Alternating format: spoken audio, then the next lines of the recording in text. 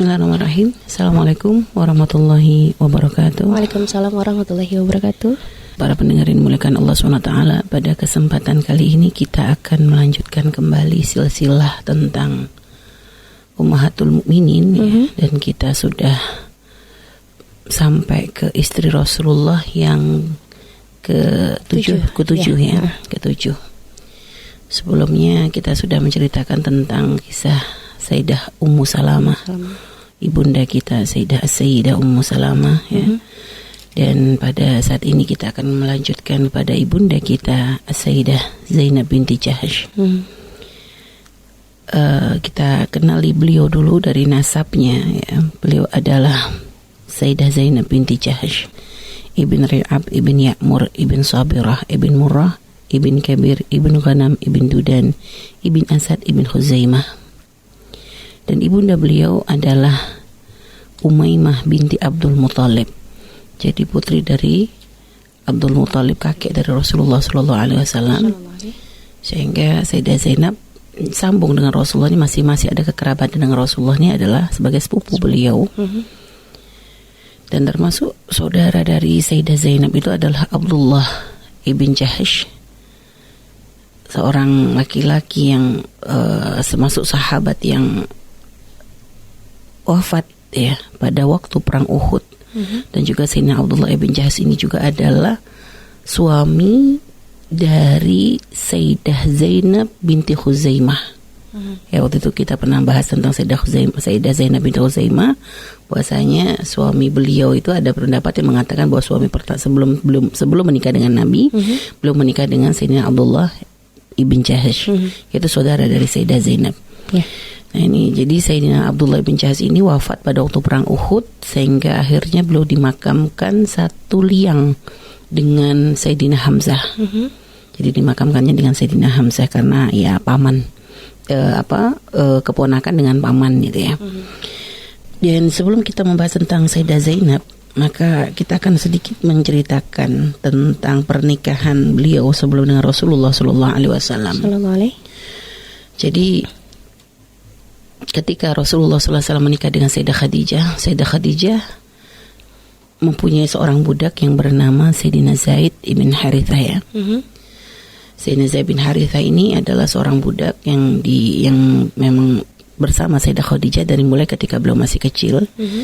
Dan akhirnya ketika Sayyidah Khadijah menikah dengan dalam pernikahan dengan Rasulullah ini, beliau memberikan hadiah kepada Rasulullah. Artinya memang Sayyidina Zaid bin Harithah sudah ada menjadi budak adalah ketika Rasulullah sudah menikah dengan Sayyidah Khadijah. Tapi akhirnya oleh Sayyidah Khadijah diberikan kepada Nabi Muhammad sebagai hadiah bagi beliau. Dan Nabi pun menyayangi Sayyidina Zaid, bahkan Nabi pernah menjadikan beliau itu sebagai anak angkat beliau ya.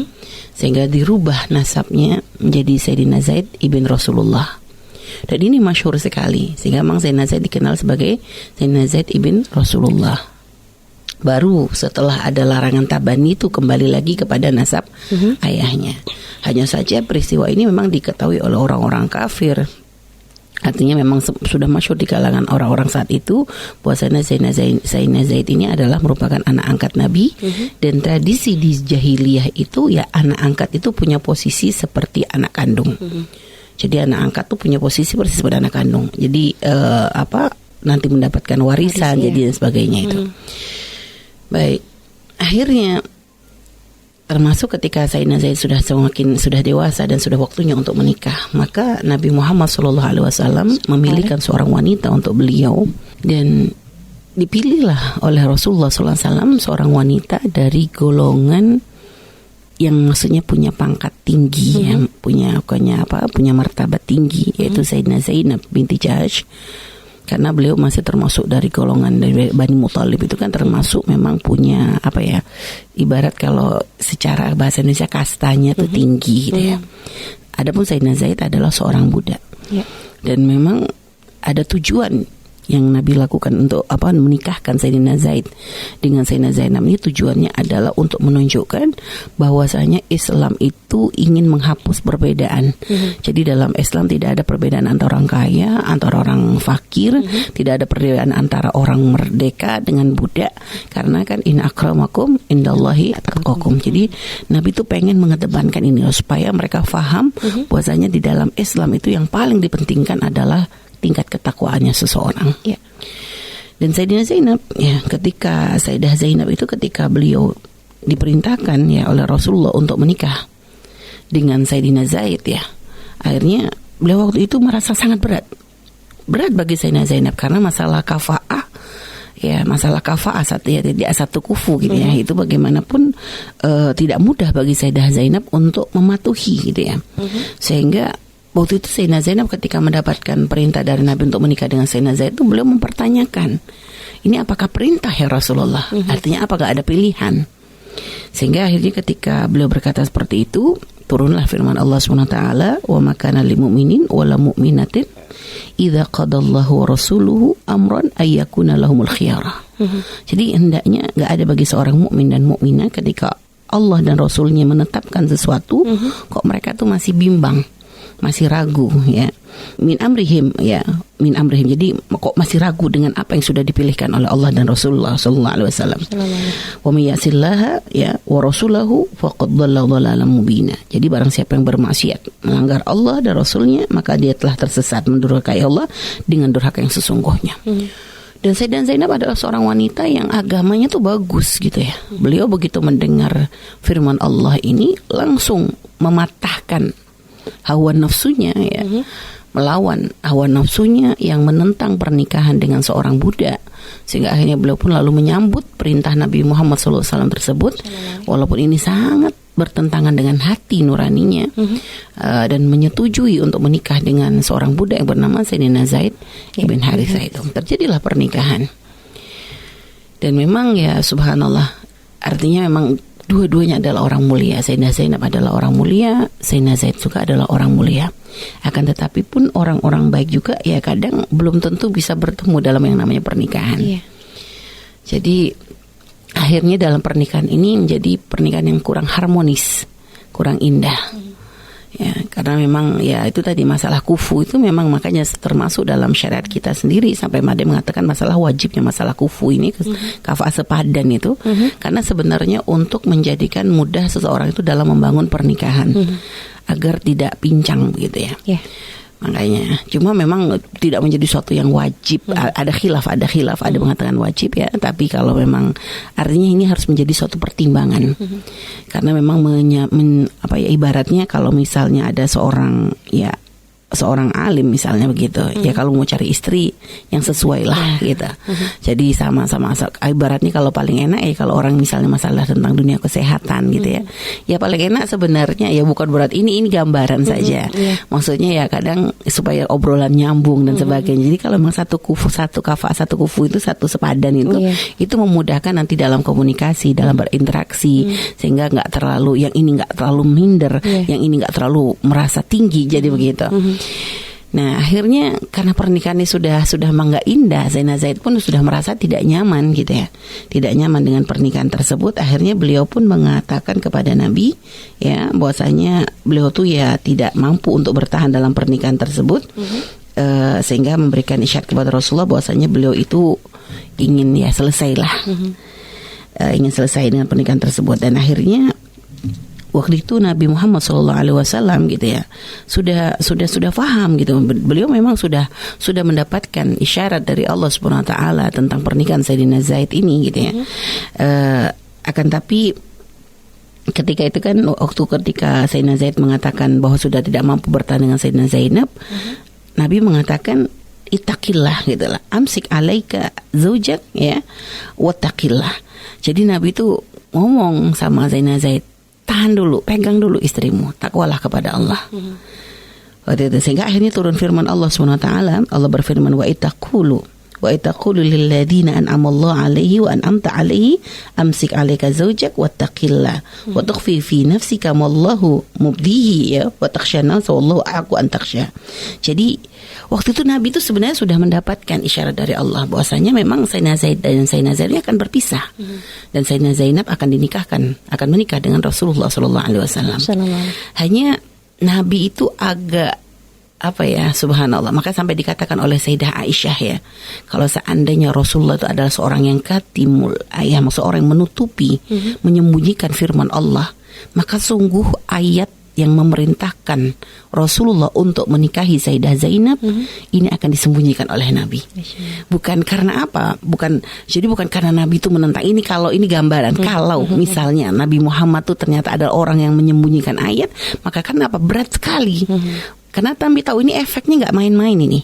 Ini efeknya luar biasa banget karena ibarat menentang, mendobrak tradisi.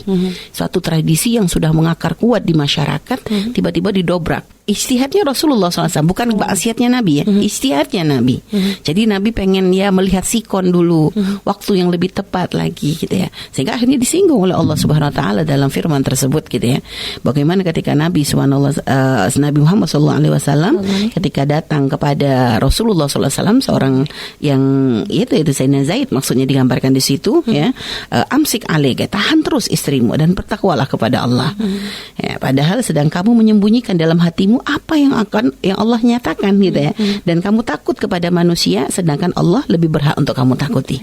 Jadi Nabi waktu itu ya akhirnya teguran ini benar-benar menjadikan Nabi akhirnya langsung memberikan keputusan, ya sudah, terjadilah perceraian. Dan saat itu juga gitu ya turun firman Allah Subhanahu Wa Taala gitu ya, falamma qada Zaidun minha watara zawwajnakaha. Makanya subhanallah ketika firman ini turun gitu ya, firman ini turun saat itu Allah itu langsung ya, jadi barat memang menjadi suatu kebanggaan bagi Sayyidah Zainab ya. Beliau itu dinikahkan oleh Allah dengan Nabi Muhammad tuh binnas bila wali wala syahid. Jadi beliau tuh dinikahi dengan dengan firman Allah, nggak pakai wali, nggak pakai saksi. Jadi satu-satu pernikahan yang memang ya, makanya Sayyidah Zainab sendiri berbangga di hadapan istri-istri Rasulullah yang lain.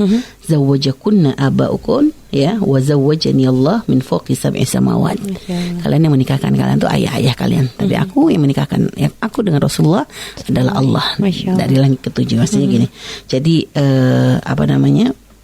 jadi menjadi suatu kebanggaan bagi Sayyidah Zainab gitu ya, ketika beliau menikah dengan Rasulullah sallallahu alaihi wasallam ini dengan firman Allah langsung ya, yaitu falamma qada Zaidun minha watara zawwajnakaha likay la yakuna 'alal mu'minina haraj fi azwaji adiyaihim idza qadu minhunna watara wa kana amrullahi maf'ula. Di situ Allah berfirman tatkala Zaid ya, sampai disebut namanya Sayyidina Zaid. Dan ini menjadi suatu kebanggaan bagi Sayyidina Zaid, bagaimana nama beliau ternyata kok disebut dalam firman-firman Allah, termaktub dalam firman-firman Allah. Dan itu cara Allah untuk mengobati hati Sayyidina Zaid gitu ya. Bagaimanapun ya namanya orang sudah menikah, tentu yang ada sesuatu di hati dan sebagainya, sehingga Allah obati nih, Allah sebutkan bahwa ternyata perceraian itu pun bukan menjadi suatu yang hina gitu lah. Allah ceritakan kisah tersebut di dalam firman Allah Subhanahu Wa Taala, falamma qada Zaidun, ya lihat, ketika Zaid itu telah mengakhiri urusannya kepada istrinya, yaitu telah mencerai istrinya gitu ya, zawwajnakaha. Sehingga makanya Nabi sendiri ketika masa iddahnya Sayyidah Zainab sudah selesai gitu ya, akhirnya beliau memerintahkan Sayyidina Zaid yang datang kepada Sayyidah Zainab untuk menyebut bahwasanya Rasulullah menyebut beliau, artinya ya meminta Sayyidah Zainab. Jadi Sayyidina Zaid yang diperintahkan oleh Nabi untuk mendatangi Sayyidah Zainab.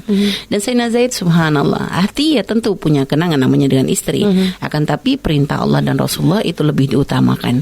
Sehingga ketika mendengar berita dari Nabi bahwasanya Rasulullah memerintahkan Sayyidina Zaid untuk mendatangi Sayyidah Zainab, memberikan isyarat bahwasanya Rasulullah menikahi beliau gitu ya, Sayyidina Zaid pun menjalankan perintah ini dengan sangat lapang dada, dengan sangat lapang dada, sehingga ya beliau langsung menemui Sayyidah Zainab.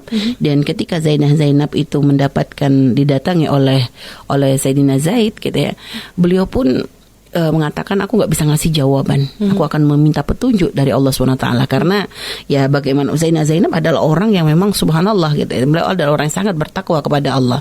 Jadi ketika mendengar omongan tersebut kan beliau tidak tahu bahwa ini sudah ada nas yang turun gitu ya. Sehingga beliau mengatakan bahwasanya beliau akan meminta petunjuk kepada Allah SWT dan akhirnya turunlah ayat tersebut mengukuhkan bahwasanya beliau memang dinikahi oleh Nabi kita Nabi Muhammad SAW itu atas perintah dari Allah Subhanahu wa taala. Dan ketika terjadi pernikahan ini benar-benar apa yang diprediksi oleh Rasulullah itu terjadi. Orang-orang munafik mengambil kesempatan di situ dengan menyebarkan berita. Wah, heboh pokoknya. Ibarat waktu itu viral gitu. Beritanya ini banget gitu, heboh banget. Bagaimana Nabi Muhammad menikahi istri dari anak angkatnya. Yang padahal ya menurut mereka itu adalah seperti menikahi putri sendiri gitu. Sehingga akhirnya nah inilah subhanallah, ini termasuk dari keutamaan Sayyidah Zainab gitu ya. Sayyidah Zainab itu bahwa ada beberapa ayat yang turun ini menyangkut berkaitan dengan kisah beliau. Sehingga akhirnya turun ayat itu. Maka Muhammadun ya aba ahadin min rijalikum gitu kan. Walakin Rasulullah wa khataman nabiyyin wa kana Allah bikulli syai'in alima. Jadi Nabi waktu itu ketika orang berkuar-kuar tentang bahwa Rasulullah menikahi istri dari putranya, istri dari anaknya, itu lalu Allah turunkan lagi firman Allah untuk membela Nabi kita Nabi Muhammad SAW. Bahwasanya Nabi Muhammad itu bukan bapak dari seorang di antara kalian, tapi dia adalah Rasulullah dan dia adalah penutup nabi-nabi dan Allah Maha mengetahui segala sesuatu. Jadi Allah mengukuhkan ini. Artinya tidak ada celah bagi orang-orang kafir, orang-orang munafik untuk menghancurkan Nabi. Artinya semua yang dilakukan Nabi ini adalah atas perintah dari Allah Subhanahu wa taala, bukan atas hawa nafsu dari Rasulullah SAW. Makanya nggak boleh ada di antara umat Nabi ini yang prasangka buruk kepada Rasulullah dalam setiap langkah-langkahnya. Jadi ada subhanallah, ada seorang yang kami pernah bercerita ya, kadang berprasangka buruk kepada Nabi itu dampaknya luar biasa. Ada termasuk dalam kisah Zainab ini ya, sampai ada dikatakan ada satu kisah, ada seorang laki-laki yang dia hafal Quran gitu ya. Cuma dia berprasangka buruk kepada Rasulullah berkaitan tentang masalah pernikahan Rasulullah dengan Sayyidah Zainab. Dengan menganggap bahwa Rasulullah itu senang dengan istri dari anaknya, lalu ya dengan berhujah bahwa ini adalah firman Allah, lalu menikahi Sayyidah Zainab. Prasangka buruk padahal dia adalah seorang penghafal Quran. Jadi Al-Quran hanya sampai tenggorokan ya, mungkin gak sampai di hati. Sehingga kok bisa dengan hafalan Qurannya tapi masih bisa prasangka buruk dengan Nabi Muhammad SAW. Dan akhirnya subhanallah murtad. Ya Allah. Dia menjadi orang yang murtad ya. Makanya kami ingin sampaikan kepada para pendengar semuanya, artinya kalau kita membaca sejarah Rasulullah SAW, lalu ada sesuatu yang mungkin menjadikan kita tuh merasa iskal atau merasa ragu, merasa bingung, benar enggak ya gitu. Maka jangan sampai akhirnya terbersih di hati kita lalu menafsiri dengan hawa nafsu kita, menafsiri dengan prasangka buruk kita. Ini naudzubillah, dampaknya gede banget lah ya. Artinya jangan pernah prasangka buruk dengan Rasulullah SAW. Kalau ada sesuatu yang menjadikan kita merasa ragu, merasa ini, tanyakan kepada ahlinya. Kenapa seperti itu? Bukan langsung menafsiri dengan otak kita yang sangat cetek ini gitu ya. Kemampuan kita yang sangat lemah ini, lalu akhirnya seakan-akan kita mengatakan Rasulullah salah langkah, Rasulullah enggak benar, Rasulullah begini, naudzubillah. Jadi kalau sampai kita prasangka buruk kepada orang yang mengajarkan kita syariat Allah SWT, kita mau cari selamatnya kemana? Itu ya. Sehingga makanya hati-hati dalam urusan dalam masalah sejarah Nabi. Sama beberapa kasus ya, seperti yang pernah kami bahas pada waktu pernikahan Rasulullah dengan Sayyidah Saudah gitu ya. Ketika Rasulullah menceraikan Sayyidah Saudah, ini kan ada sebagian orang kadang mengambil cerita ini karena Sayyidah Saudah sudah tua lalu ditinggal Nabi. Nah ini kan kurang ajar banget. Kok kayak Nabi itu kayak apa sih gitu? Orang itu ngelihat Nabi itu gimana sih? Apakah Nabi akan seperti itu gitu? Nabi itu paling sayangnya dengan umat. Nabi paling penuh rahmat, penuh Raufur Rahim gitu ya. Sampai laqad ja'akum rasulun min anfusikum azizun 'alaihi ma anittum. Nabi itu ngerasakan sakit apa yang kamu rasakan. Maksudnya Nabi itu benar-benar perasaan Nabi dengan umat tuh Masya Allah banget gitu loh. Lah itu istri beliau, nggak mungkin Nabi berbuat zalim kepada istrinya, nggak mungkin karena sudah tua lalu ditinggal, nggak ada. Jadi kita nggak boleh langsung dengan kalimat seperti itu sangat merendahkan Rasulullah.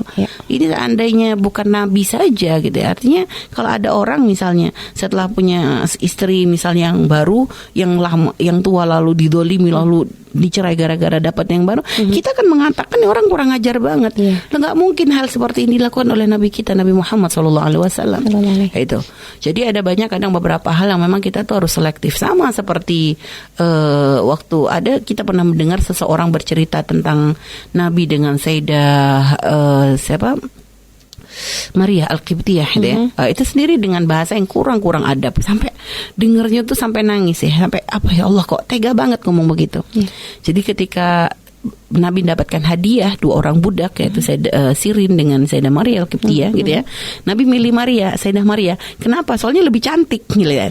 Kan kok ini banget gitu ya, kok ya subhanallah, karena Nabi wa ma yantiqu anil hawa in huwa illa wahyun yuha.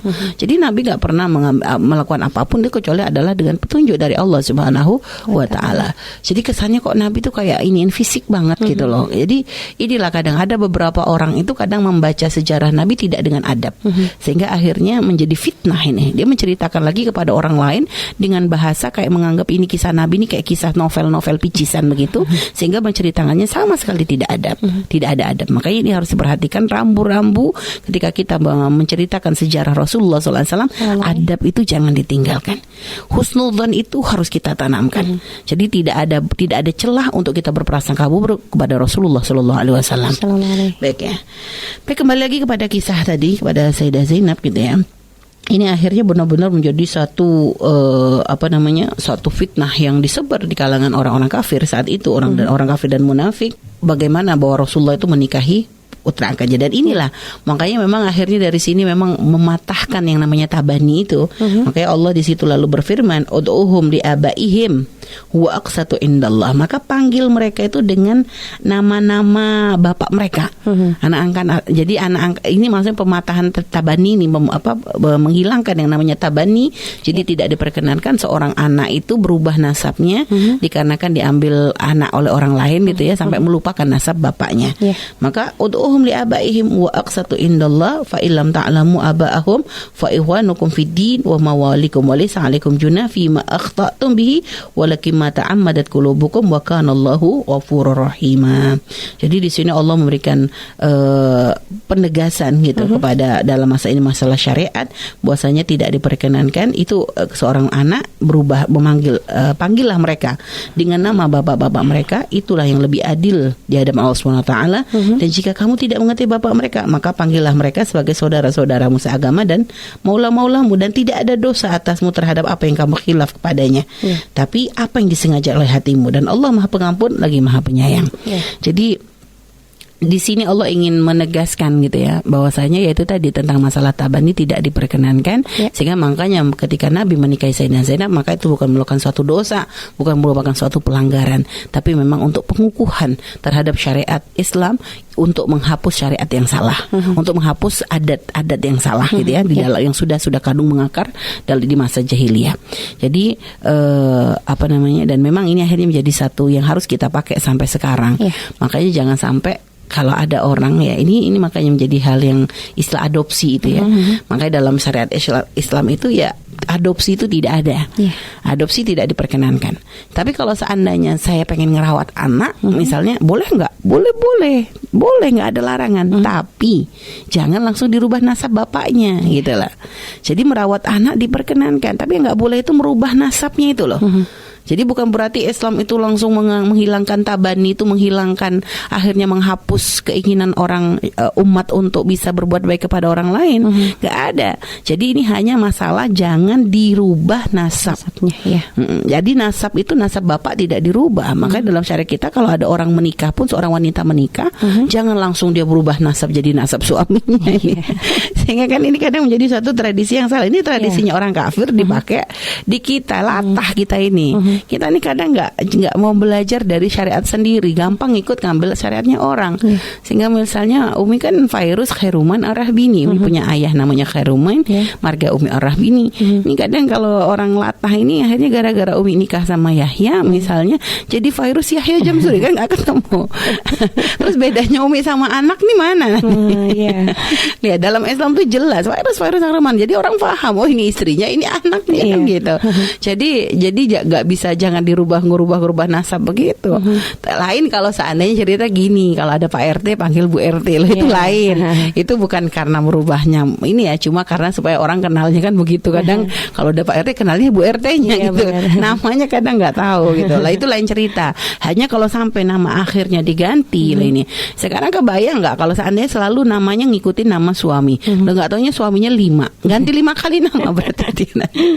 Ini kan bikin pusing juga. Artinya coba kalau dia tetap kepada nama suami, ke nama ayahnya, mau diganti suami berapa kali, misalnya ada perempuan menikah sampai beberapa kali, tetap nasabnya baliknya adalah ke ayahnya. Nah ini, maka kalau siapapun ya, ini juga termasuk kaitan dengan masalah anak angkat ya. Kalau misalnya Anda mengangkat anak untuk Anda asuh, untuk Anda sekolahkan, untuk Anda didik, maka tetap sambungkan dia dengan nasab ayahnya. Jangan dirubah. Karena ini kenapa sampai di syariat itu tegas masalah begini. Karena ini kalau sampai seorang anak berubah nasabnya hanya karena diangkat, ini nanti akan merubah banyak aturan syariat. Sekarang begini, seorang anak misalnya diambil oleh satu keluarga. Seorang anak yang tidak ada ikatan apapun diambil oleh satu keluarga, akhirnya yang namanya misalnya ambil ini nama anak Abdullah. Bapaknya yang mengangkat ini namanya Abdurrahman. Mungkin bapaknya asli si anak ini namanya Umar. Harusnya kan Abdullah ibn Umar. Nggak taunya karena diambil si Abdullah ini sama si Abdurrahman tadi, akhirnya dirubah nasabnya jadi Abdullah ibn Abdurrahman. Lihat, sedangkan nanti Abdurrahman ini punya istri, dia punya anak perempuan. Lihat, kalau orang si Abdullah ya, karena dia ngerasa bahwa dia nasabnya adalah Abdullah bin Abdurrahman, dia ngerasa ini adalah anak beneran dari Abdurrahman. Dan nanti akhirnya berinteraksi dengan istrinya Abdurrahman tadi, lihat dia seperti interaksi dengan ibu padahal bukan ibunya. Nanti dengan anaknya Abdurrahman sendiri dia akan berinteraksi seperti seorang saudara laki-laki padahal bukan saudarinya. Lihat, akhirnya apa? Nanti terjadi mungkin misalnya ya namanya ngerasa kayak ibu gimana sih? Dia akan terjadi ada sentuhan, ada khalwa, ada kebersamaan. Ini kan yang akhirnya lihat merusak. Belum lagi nanti kalau ternyata Abdurrahman meninggal, nggak tahu, maka Abdullah karena ngerasa dia adalah bin Abdurrahman, dia ngerasa punya hak pada warisannya. Lihat. Jadi banyak banget yang rusak dari situ. Ini jadi akhirnya haknya anak yang benar malah nggak ini diambil sama yang tidak berhak. Lah ini kesalahan. Kalau nanti misalnya Abdurrahman pengen berikan harta kepada Abdullah, nggak dilarang, tapi bukan karena waris, karena nanti ada hibah misalnya begitu. Jadi oleh syariat tuh bukannya langsung dihilangkan kita tuh melakukan kebaikan, nggak boleh, cuma diatur dengan lebih indah lagi. Ambil anak angkat, tapi tetap ada batas dengan istrimu, bukan ya, ibaratnya dengan istri si Abdurrahman tadi, ya dia bukan ibunya. Jadi ada aturannya, nggak boleh ada khalwa, nggak boleh ada sentuhan kan begitu. Dengan anak perempuannya juga, lihat, artinya nggak boleh sembarangan si ibu sama si anak perempuannya ini depannya Abdullah ini langsung buka aurat. Lihat, jadi ada masalah menjaga aurat karena namanya bukan mahram. Itu yang zina antar mahram aja ada, apalagi yang nggak mahram ibaratnya gitu. Tinggal satu rumah, ngelihat auratnya, menyentuh dan sebagainya, naudzubillah. Jadi syaitan kan bisa main di situ. Jadi gitu. Jadi oleh Islam tuh bukan kebaikan yang dihapus, hanya caranya dirapiin lagi. Tetap dengan nasab bapaknya supaya tetap ada aturan-aturan. Lalu kalau ternyata nanti masalah waris tidak dapat, tapi tidak dilarang kalau seandainya si Abdullah, istri Abdurrahman tadi yang ngambil si anak nama Abdullah ini memberikan hibah dari hartanya. Boleh. Nah itu. Jadi tidak mengurangi hak yang diberikan, yang dimiliki oleh anak kandungnya. Nah itu.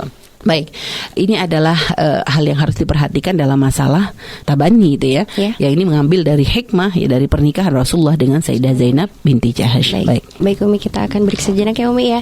Baik, kita masih dalam sesi kelanjutan kisah Sayyidah Zainab binti Jahash. Masya Allah, kehidupan beliau setelah menikah dengan Rasulullah ya Umi ya. Baik, tafadhol Umi. Baik ya. Jadi ketika akhirnya Rasulullah menikahi Sayyidah Zainab ya dengan perintah dari Allah, dan Allah menikahkan Rasulullah dengan Sayyidah Zainab, maka akhirnya pun diadakan walimah ya. Diadakan walimah sampai dikatakan bahwa pada waktu pernikahannya Sayyidah Zainab, orang-orang tuh kenyang gitu ya dengan daging dan roti gitu ya. Jadi diceritakan bahwasanya Sayyidah Ummu Sulaim, ibunda dari Sayyidina Anas, Ummu Sulaim itu memasak pada waktu mendengar pernikahannya Rasulullah dengan Sayyidah Zainab begitu. Beliau memasak banyak gitu ya, satu periuk gitu. Lalu setelah itu masakan tersebut dikirimkan kepada Nabi Muhammad SAW. Jadi satu periuk besar dimasak lalu dikirimkan kepada Rasulullah. Lalu beliau berpesan kepada putranya bahwasanya beliau berkirim salam untuk Nabi Muhammad dan ini sedikit hadiah dari Ummu Sulaim. Akhirnya pada waktu Rasulullah itu mendapatkan makanan tersebut, Sayyidina Anas mengirimkan makanan dari ibundanya tadi. Lalu beliau langsung meminta kepada Sayyidina Anas untuk mengundang orang-orang itu untuk makan bersama Rasulullah SAW untuk walimahnya pernikahan ini. Dan waktu itu gitu ya, ketika dihitung-hitung, yang ternyata yang diundang itu adalah sekitar 300-an orang. Jadi yang datang waktu itu walimahnya adalah sekitar 300-an orang, sedangkan makanan itu adalah satu periuk besar begitu. Akhirnya sampai oleh Rasulullah bawa ke sini, periuknya itu dibawa ke Rasulullah, lalu Rasulullah mendoakan dan subhanallah, akhirnya ketika orang-orang datang, maka mereka pun mengambil makanan dari periuk tadi itu. Ya mereka karena rumah Nabi bukan rumah yang gede, ya rumah itu kecil gitu ya. Jadi datang 10 masuk ke rumah Rasul 10 gitu untuk mengambil makanan gitu. Sampai ya ibaratnya semuanya kebagian dan merasa kenyang gitu ya. Bahkan kata Sayyidina Anas itu ketika beliau mengangkat panci itu setelah diambil orang-orang tuh, beliau mengatakan, aku tuh sampai bingung, lebih berat ketika tadi pertama tak bawa atau ketika sudah terakhir itu gitu. Jadi termasuk mujizatnya Rasulullah. Jadi beliau merasa beratnya itu kayaknya lebih berat terakhir. Bahkan setelah diambil oleh 300 orang tuh kayaknya lebih beratan ini daripada ketika beliau membawa yang pertama. Nah, makanya memang dikatakan pernikahan dengan Sayyidina Zainab ini dikatakan memang walimahnya memang paling ini ya, paling gede dibanding yang lainnya. Bukan karena Nabi pilih kasih, karena memang ini adalah kiriman juga. Dan juga ya subhanallah, mungkin ini karena pernikahan Nabi ini memang berbeda dengan Sayyidina Zainab ini dikarenakan ini untuk mendobrak tradisi jahiliyah. Jadi memang ada korot, ada ini lebih gitu ya. Kalau yang lain-lainnya pernikahan ya ada pernikahan perintah, tapi tidak, ini kan masalah merubah syariat merubah tradisi, sehingga memang menjadi lebih gitu, menjadi lebih istimewa. Dan juga dengan pernikahan itu juga Allah menurunkan beberapa ayat ya, yang tadi Umi sampaikan, dan diantaranya juga di situ akhirnya turun tentang ayat hijab juga, tentang masalah hijab dan juga masalah adab ketika seseorang itu bersama Rasulullah Sallallahu Alaihi Wasallam. Jadi dalam surat Al-Ahzab di situ Allah berfirman, ya ayyuhalladzina amanu la tadkhulu buyutan nabi illa ayyudzana lakum ila ta'amin ghaira nazirina inahu walakin idza du'itum fadkhulu fa idza ta'imtum fantashiru wala musta'nisina li hadis inna dzalikum kana yu'dhin nabi fa yastahi minkum wallahu la yastahi minal haq. Ini sampai akhir ya. Jadi di situ Allah menegaskan bahwasanya orang-orang beriman ketika kamu masuk ke rumahnya Nabi itu, maka jangan masuk kecuali sudah diizinkan. Dan jangan untuk makan gitu ya. Kalau artinya diizinkan, kalau diizinkan makan, kalau tidak ya jangan gitu ya. Dan juga dan kalau sudah selesai keluar gitulah. Jadi keluarlah kalian tanpa asik memperpanjang obrolan. Sampai sebegitu detailnya gitu tuh. Allah tuh ngejelasin ya, cara Allah mendidik para sahabat bersama Rasulullah tuh sangat detail banget gitu. Artinya apa yang dilakukan oleh sahabat yang memang tidak sesuai itu langsung ditegur oleh Allah SWT dengan firman-firmannya. Jadi kalau memang diizinkan masuk untuk makan. Kalau sudah selesai keluar gitu. Jangan diperpanjang. Jadi sesungguhnya demikian itu mengganggu Nabi. Nah, jadi karena memang pada waktu itu dikatakan Nabi itu waktu sahabat-sahabat itu pada makan gini ya, ini nggak mau pada beranjak, sehingga Nabi karena sahabat nggak beranjak, Nabi berdiri, memberikan isyarat. Akhirnya ada yang berdiri, ada yang tetap, akhirnya duduk lagi. Gitu. Akhirnya Rasulullah melihat mereka tetap masih di situ. Rasulullah karena Rasulullah adalah seorang tuan rumah yang baik, nggak akan Nabi itu mengusir tamunya. Sehingga akhirnya Nabi pun masuk ke dalam. Itu akhirnya masuk ke dalam, dan sehingga akhirnya para sahabat itu ketika Rasulullah sudah masuk, mereka baru paham gitu lah. Artinya akhirnya baru mereka itu langsung beranjak untuk pergi. Nah, Sayyidina Anas gitu ya, ketika melihat para tamu-tamu ini sudah pergi, Sayyidina Anas tuh masuk ke tempatnya Rasulullah SAW. Lalu saat itu Nabi membuat hijab, gitu kan, membuat hijab untuk antara beliau supaya nanti Sayyidina Anas itu langsung melihat kepada Sayyidah Zainab. Jadi Nabi membuat satir gitu ya, membuat satir. Akhirnya ya ini lagi turun. Ya di situ kan Rasulullah Allah mengatakan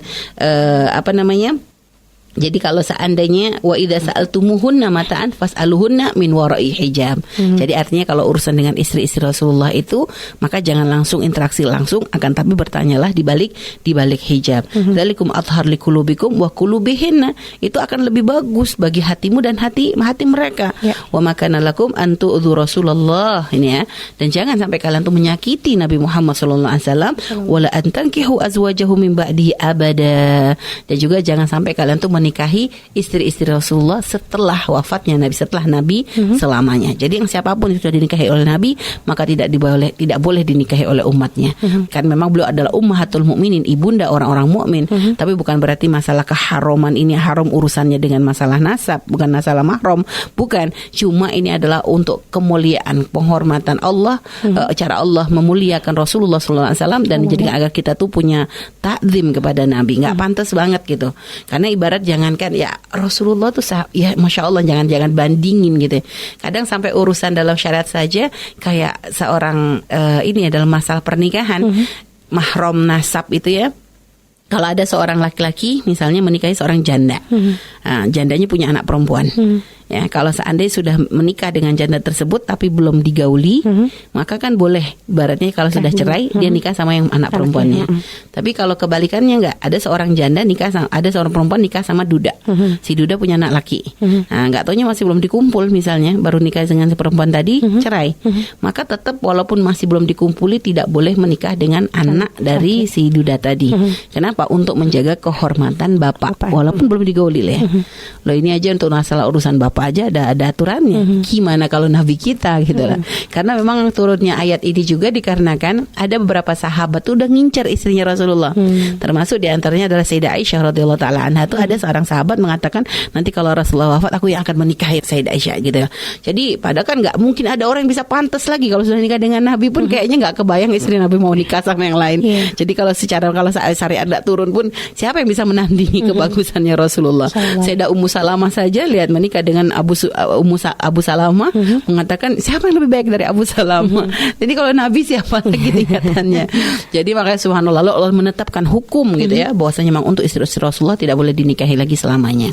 Jadi itu. Jadi dalam masalah pernikahan dengan Sayyidah Zainab ini turun ayat itu adalah pertama masalah perintah Allah untuk masalah menceraikan, yaitu perintah Allah menceritakan bagaimana Rasulullah menahan pernikahan Sayyidina Zainab itu ya, Sayyidina Zainab dengan Sayyidina Zaid. Lalu setelah itu juga ada firman Allah yang turun tentang masalah ketika Sayyidina Zaid sudah mencerai, lalu perintah bahwa Allah yang menikahkan Sayyidina Zainab dengan Rasulullah. Setelah itu juga turun tentang masalah ayat satir hijab gitu ya, kalau ingin masuk rumah Nabi harus izin, dan juga ayat-ayat untuk adab dengan Rasulullah Sallallahu Alaihi Wasallam. Lalu juga turun tentang masalah perintah keharuman, ya tentang ketetapan masalah pengharaman menikahi istri-istri Rasulullah setelah wafatnya Nabi Muhammad Sallallahu Alaihi Wasallam. Jadi wala tu'du Rasulullah. Jadi yang termasuk yang paling penting jangan sakiti Nabi, jangan bikin Nabi itu pegel, jangan bikin Nabi itu nggak enak gitu loh. Jadi Allah tuh benar-benar sangat mencintai Rasulullah Sallallahu Alaihi Wasallam sehingga hal-hal seperti ini tuh Allah tuh pengen menjaga Rasulullah. Karena yu'din Nabi fayastahi minkum. Nah, lihat. Subhanallah. Nabi itu maksudnya jaga. Maksud kalau untuk urusan hak beliau tuh beliau gak akan banyak nuntut gitu lah. Nah, tapi kalau untuk urusan masalah umat atau masalah agama beliau memang keras. Tapi kalau untuk urusan pribadi beliau banyak ngalahnya. Tapi Allah tahu. Allah gak mau Nabi itu gak nyaman. Jadi benar-benar dijaga oleh Allah Subhanahu wa taala. Nah, inilah subhanallah indahnya ya syariat yang dibawa oleh Rasulullah sallallahu alaihi wasallam. Bagaimana cintanya juga Allah kepada Nabi kita Nabi Muhammad sallallahu alaihi wasallam. Lalu ya subhanallah, semoga Allah terus memuliakan kita dengan bisa mencintai Rasulullah untuk mendapatkan cinta dari Allah Subhanahu wa taala. Jadi itu. Jadi memang dalam pernikahan ini ya ada banyak hal ya, makanya subhanallah, maka sampai dikatakan oleh Sayyidah Aisyah karena begitu agungnya pernikahan Sayyidina Zainab dengan Rasulullah ini, beliau mengatakan kanat Zainab hiyallati tusamini min azwajin Nabi. Saya katakan oleh beliau tuh sungguhnya Zainab itu gitu ya, itu yang paling menyamaiku. Jadi tusamini ya. Jadi paling menyamaiku di antara istri-istri Rasulullah yang lain. Ya, fil manzilah, dalam masalah kedudukan di hadapannya Rasulullah sallallahu alaihi wasallam. Sampai dikatakan subhanallah, padahal maksudnya sama madu ya namanya istri Rasulullah. Ya, tapi enggak menghalangi istri Nabi itu untuk saling memuji kelebihan satu sama yang lain. Ya, wa ma ra'aitu imra'atan qat, sampai kata Sayyidah Aisyah gitu. Aku enggak melihat perempuan yang paling gitu ya, khairan min Zainab, paling bagus dari Zainab, wa atqalillah, paling bertakwa kepada Allah, wa asdaqu hadisan, paling benar ucapannya, wa ausilur lirrahimi, paling senang sambung silaturahmi, wa adhamu shadaqatan, paling luar biasa dalam sedekah. Ya, jadi disanjung oleh Sayyidah Aisyah.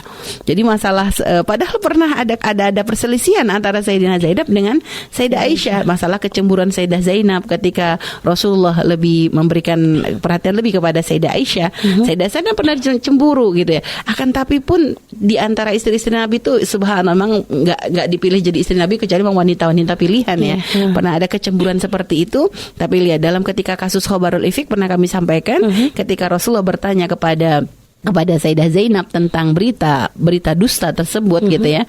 Apakah dijawab oleh Sayyidah Zainab, aku menjaga penglihatanku, aku menjaga telingaku, dan demi Allah aku tidak pernah melihat kepada Aisyah kecuali kebaikan. Lihat. Jadi artinya apa yang diisyaratkan oleh Sayyidah Zainab, aku akan mengatakan sesuatu yang aku tidak lihat dengan mataku, aku nggak akan ini dengan yang telinga. Jadi menjaga dari hal yang tidak pantas dilihat, menjaga dari hal yang tidak pantas didengar gitu ya. Dan beliau memang mengatakan bahwa memang nggak tahu dari Sayyidah Aisyah kecuali adalah kemuliaan. Nah, itulah. Jadi memang luar biasa banget hubungan antara istri-istri Rasulullah itu kalau kita baca ya Allah. Begitulah memang hubungan para kekasih-kekasih Allah gitu ya. Jadi walaupun ada perbedaan atau apapun tidak menjadikan menutupi hati itu dari melihat kemuliaan yang lainnya. Nah ini. Jadi kayak seperti Sayyidah Aisyah sendiri ketika beliau ada sedikit masalah dengan Imam Ali, lihat. Jadi tidak menjadikan, karena memang pernah kecewa dengan jawaban Imam Ali ya ketika Khabarul Ifk Rasulullah bertanya kepada Imam Ali tentang masalah Sayyidah Aisyah. Waktu Imam Ali mengatakan ya Rasulullah, perempuan masih banyak. Itu memang agak melukai hati Sayyidah Aisyah. Tapi pun ternyata tidak menjadikan beliau itu menutupi kemuliaan Imam Ali. Ketika ada orang bertanya tentang masalah khuf, beliau mengatakan Imam Ali yang paling bisa menjawab tentang ini karena beliau paling sering berjalan bersama Rasulullah SAW. Itulah akhlaknya. Artinya jangan sampai ada sesuatu di hati kita lalu menjadikan hati kita tertutup, mulut kita menutupi suatu kebenaran misalnya gitu. Jadi kalau memang kita melihat ada suatu kebaikan, dia adalah seorang yang mulia, jangan sampai gara-gara saya nggak senang akhirnya kita rubah. Ini naudzubillah. Belajar dari bagaimana sejarahnya Rasulullah, para sahabat, para ummahatul mukminin. Ini artinya yang memang kebaikan ya sampaikan, itu adalah suatu bahwa jika kita melihat ini ada orang baik, sampaikan, walaupun misalnya mungkin hati kita kurang cocok dengan orang tersebut, gitu ya. Banyak yang memuji tentang keutamaan tentang Sayyidah Zainab. Nah, termasuk juga kelebihan dari Sayyidah Zainab ini dikatakan yang paling panjang tangan ya. Ini kan sampai dikatakan ada riwayat waktu Rasul mengatakan yang akan paling cepat menyusulku nanti adalah yang paling panjang tangannya. Sampai kata Sayyidah Aisyah, setiap itu setelah Rasulullah wafat tuh setiap hari kami tuh ngukur, kalau lagi ketemu tuh kami tuh ukur-ukuran tangan gitu ya, ukur-ukuran tangan siapa yang paling panjang, sampai dan kami ibaratnya memang beliau itu mereka istri Rasulullah baru menemukan jawaban makna panjang tangan itu artinya setelah ternyata ada salah satu istri Rasulullah yang paling cepat menyusul yaitu Sayyidah Zainab. Jadi berkisar waktunya adalah sekitar 6 bulan setelah wafatnya Nabi Muhammad SAW. Maka baru setelah itu kami itu menyadari bahwa ini maksud oleh Nabi itu bukan panjang tangan secara hakiki, tapi ini adalah maknawi, karena Sayyidah Zainab itu tangannya bukan yang paling panjang, jadi dia termasuk yang pendek gitu lah. Yang paling panjang adalah Sayyidah Saudah, tapi ternyata yang meninggal dulu adalah Sayyidah Zainab. Dan ternyata bukan, memang dilihat karena beliau adalah yang paling banyak sedekahnya di situ. Memang semua istri Rasulullah semuanya adalah ahli sedekah, hanya memang Sayyidah Zainab itu spesial karena selain memang mensedekah, setiap ada harta masuk beliau akan langsung mensedekahkan, plus beliau juga sedekah dengan hasil usaha tangannya sendiri, yaitu tadi dengan menjama, menyait itu ya, itu nanti dijual lalu nanti hasilnya disedekahkan, sehingga itu menjadikan nilai plus bagi beliau. Jadi itu tentang masalah Sayyidah Zainab binti Jahash ya. Ya, beliau adalah seorang wanita yang luar biasa, seorang bertakwa kepada Allah, bahkan Nabi pun memuji beliau. Nabi pun menyanjung beliau. Pernah suatu hari Nabi itu masuk ke rumahnya, waktu itu masuk ke rumahnya bersama Sayyidina Umar. Lalu beliau tuh melihat saat itu Sayyidah Zainab tuh sedang beribadah, sedang sholat, sedang berdoa dalam sholatnya. Lalu Nabi pun menyanjung, sesungguhnya Zainab binti Jahash itu awwahah, Beliau mengatakan awwaha. Sayyidina Umar lalu bertanya, ya Rasulullah, ma awwaha? Apa itu awwaha? Dikatakan oleh Rasulullah yang maksud awwaha itu adalah wanita yang khusyuk dan merendahkan diri. Artinya ya orang yang khusyuk di dalam beribadahnya. Jadi sanjungan Rasulullah kepada Sayyidah Zainab karena memang beliau itu adalah orang yang sangat giat tentang kalau masalah ibadahnya tuh memang luar biasa. Sayyidah Aisyah pun ya memberikan sanjungan yang memang sangat tinggi kepada Sayyidah Zainab. Hanya dikatakan oleh Sayyidah Aisyah, Sayyidah Zainab tuh agak keras. Agak keras. Tapi ya bukan bukan keras pun kalau ternyata di manage dengan bagus pun ya keras kan jadi sesuatu yang positif juga gitu. Keras. Dan beliau ini memang benar-benar orang yang sangat menjaga gitu ya, sampai ketika beliau mendengar dari Rasulullah Shallallahu Alaihi Wasallam agar seorang wanita hendaknya diam di dalam rumahnya gitu ya. Ini benar-benar beliau itu menjaga sehingga ketika Rasulullah Shallallahu Alaihi Wasallam wafat gitu ya, beliau itu termasuk istri Rasulullah yang tidak pernah ibaratnya mau keluar rumah gitu ya. Sampai ketika istri yang lain berangkat untuk melaksanakan ibadah haji pun katanya Sayyidah Zainab ini nggak ikut karena ya itu tadi ya ini ijtihadnya beliau. Jadi bukan berarti kita mengatakan bahwa istri Rasulullah yang lainnya salah. Jadi memang ijtihadnya beliau ketika beliau mengatakan masalah wanita adalah tempatnya yang terbagus adalah di rumah. Beliau berijtihad untuk tidak meninggalkan rumahnya untuk menjalankan firman Allah tersebut. Sehingga walaupun ketika istri-istri yang lainnya keluar untuk melaksanakan ibadah haji atau umrah begitu, beliau sama sekali tidak pernah keluar. Nah, sampai akhirnya ketika beliau wafat gitu ya, beliau wafat ini adalah di masa Khalifah Sayyidina Umar bin Khattab. Pada waktu itu dikatakan ada perintah dari Sayyidina Umar setelah wafatnya Sayyidah Zainab binti Jahash ini bahwasanya tidak boleh beliau tuh merasa untuk menjaga kehormatan istri Rasulullah gitu. Beliau mengatakan tidak boleh ada yang keluar untuk mengiring jenazahnya Sayyidah Zainab ini kecuali yang ada ikatan kekeluargaan. Jadi Sayyidina Umar tuh memberikan perintah kepada kaum saat itu nggak boleh keluar untuk ikut mengiring jenazahnya itu kecuali adalah orang yang punya kekerabatan dengan Sayyidah Zainab. Sampai akhirnya dan Sayyidina Umar sendiri pun bermusyawarah dengan istri-istri Rasulullah yang lain karena ini kan kejadian yang pertama gitu loh. Benar-benar masih belum ngerti gambarannya tuh gimana. Maksudnya dari istri Rasulullah ini kan baru pertama Sayyidina Zainab meninggal. Jadi ketika beliau mensolati, beliau pun mengirimkan utusan sambil nyolat, sambil ngurusin jenazah Sayyidina Zainab dengan mensolati itu, beliau ngirim utusan kepada istri-istri Rasulullah yang lain bertanya siapa nih orang yang paling berhak untuk masuk turun ke liang lahat untuk menurunkan jenazahnya Sayyidah Zainab. Itu akhirnya disampaikan oleh istri-istri Rasulullah bahwa yang paling berhak adalah yang punya kekerabatan dengan Sayyidah Zainab. Terus setelah itu ketika Sayyidina Umar memberikan pengumuman kepada orang-orang bahwa tidak boleh semuanya ngiringi jenazahnya Sayyidah Zainab untuk menjaga kehormatan beliau gitu ya. Tiba-tiba ada seorang sahabat yaitu Sayyidah Asma binti Umais ya, yang Sayyidah Asma binti Umais itu berkata kepada Sayyidina Umar, wahai Umar, apakah kamu mau kuberitahu bagaimana jenazah itu dibawa di Habasyah? Nah, ini kan dalam kisah ini kita sering dengar kisah ini dengan Sayyidah Fatimah gitu. Tapi dalam waktu ketika Sayyidah Zainab meninggal pun Sayyidah Asma binti Umais menyampaikan kepada Sayyidina Umar bin Khattab bahwasanya bagaimana katanya ketika di Habasyah itu kalau ada seorang wanita menikah maka nanti dikasih tempat khusus kayak keranda itu. Nah, makanya ada pendapat mengatakan bahwa keranda pertama dipakai dalam Islam adalah oleh Sayyidah Fatimah dan ada pendapat mengatakan keranda dalam Islam dipakai pertama kali itu adalah oleh Sayyidah Zainab binti Jahash. Wallah alam bisawab yang mana yang paling benar gitu ya. Yang jelas Sayyidah Zainab pun dipakein keranda itu. Dipakein keranda itu dan setelah keranda itu memang sudah disiapkan untuk Sayyidah Zainab, baru Sayyidina Umar berteriak kepada kaum yang memberikan perintah untuk disampaikan bahwasanya ukhruju, keluar kalian semuanya, hantarkan ibunda kalian. Jadi boleh menunjukkan hantarkan ibunda kalian untuk ke kuburan itu ya, untuk menghantarkan jenazahnya Sayyidah Zainab, ibunda dari orang-orang mukmin ya, istri dari kekasih kita Nabi Muhammad sallallahu alaihi wasallam.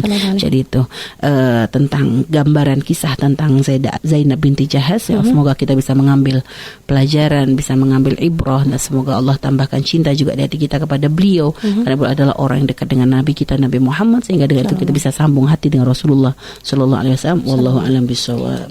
Sedikit ada yang ingin kita iniin ya. Bahwasanya tadi wafatnya Sayyidah Zainab binti Jahash ini ada kesalahan yang Umi sampaikan gitu, bahwasanya Umi sampaikan tadi 6 bulan setelah wafatnya Nabi. Ini bukan. Jadi yang 6 bulan itu Sayyidah Fatimah ya. Kalau Sayyidina Zainab ini, karena kalau 6 bulan nanti berada di masa Sayyidina Umar nggak ketemu judulnya nih. Karena setelah saya Rasulullah yang menjadi khalifah adalah Sayyidina Abu Bakar, itu dalam masa kurang lebih 2 tahun. Ya baru setelah itu Sayyidina Umar.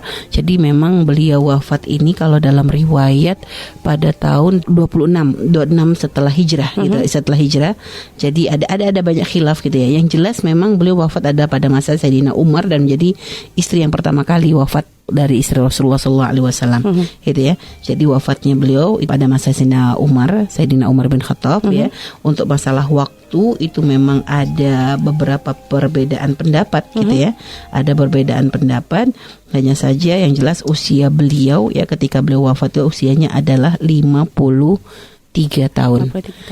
Dan beliau ketika menikah dengan Nabi di usia 35 tahun. Ya, tinggal ya hitung-hitungan sendiri deh. Nah, jadi dikatakan seperti itu. Wallahu a'lam bishawab. Baik, terima kasih Umi. Sudah di penghujung acara Umi, dimohon untuk menarik kesimpulan dan ditutup dengan doa keberkahan. Baik ya, intinya insyaallah pernikahan Rasulullah itu adalah suatu pernikahan yang punya makna pendidikan. Ada pelajaran pendidikan, ada hikmah yang luar biasa di balik semua pernikahannya Rasulullah sallallahu alaihi wasallam. Dan tugas kita sebagai umat adalah untuk mempelajari, merenungi, dan mengambil ibrah tersebut untuk menjadi suatu pegangan. Karena yang dilakukan oleh Nabi adalah semua adalah untuk menata kehidupan kita menjadi lebih baik lagi. Dan juga belajar dari perjalanan Sayyidah Zainab, bagaimana beliau adalah seorang wanita yang mencari pangkat di hadapan Allah tidak hanya dengan bagusnya gelar, bukan dengan nasab yang bagus, beliau dari keturunan yang bagus, masih sambung dengan keluarga Nabi Muhammad SAW dari marga yang tinggi ya. Akan tapi pun beliau tidak hanya mengandalkan dari sisi nasab saja untuk mencapai ridwan Allah. Beliau berusaha mencari kemuliaan itu dengan cara yaitu tadi dengan ketakwaannya, dengan kekhusyuannya di dalam ibadah, dengan keperhatiannya kepada orang fakir, orang-orang janda dan anak-anak yatim, dengan sedekahnya yang luar biasa. Nah ini artinya itu kita ambil, artinya kita belajar. Beliau saja yang sebenarnya sudah punya kelebihan, artinya sudah punya poin plus tuh banyak, tapi pun ternyata terus berusaha menuju Allah tuh dengan segala keutamaan. Apalagi kita, nasab kita ya jangan dibanding. Sudah begitu ya kita gak punya kedudukan seperti tingginya kedudukan beliau sebagai ummul mukminin, ibunda orang-orang mukmin, istri dari manusia paling mulia yaitu Rasulullah sallallahu alaihi wasallam. Jadi hendaknya ya kita artinya harus paham gitu, artinya dengan kelebihan itu pun tidak menjadikan mentang-mentang. Maka kita pun sebagai umat ya, kita nggak dapat gelar ummul mukminin, kita hanya dapat gelar yang luar biasa yaitu umat Nabi. Maka ayo kita juga mencari kemuliaan di hadapan Allah semampu kita, berusaha semaksimal mungkin untuk mencari kemuliaan Allah dengan segala amal-amal baik. Dan semoga dari amal-amal baik yang kita lakukan itu menjadi satu amalan yang dilihat oleh Allah SWT dan menjadi sebab kita semua nanti akan bisa berkumpul bersama Nabi kita Nabi Muhammad SAW dan orang-orang yang dicintai oleh beliau.